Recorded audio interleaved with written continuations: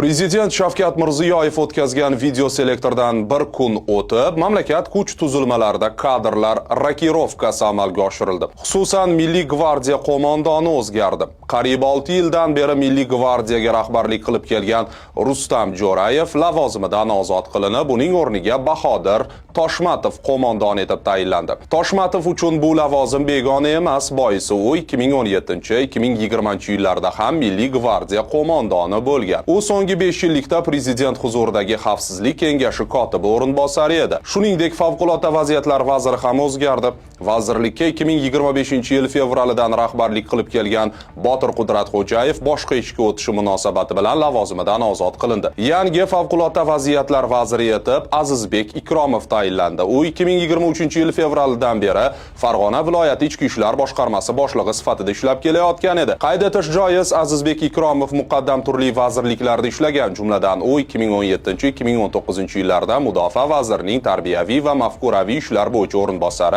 2019-2021-yillarda ichki ishlar vazirining jamoat tartibini muhofaza qilish bo'yicha o'rinbosari, 2020-2021-yillarda mahalla va oilani qo'llab-quvvatlash vaziri o'rinbosari, 2019-2023-yillarda ichki ishlar vazirining ma'naviy masalalar bo'yicha o'rinbosari lavozimlarida ishlagan.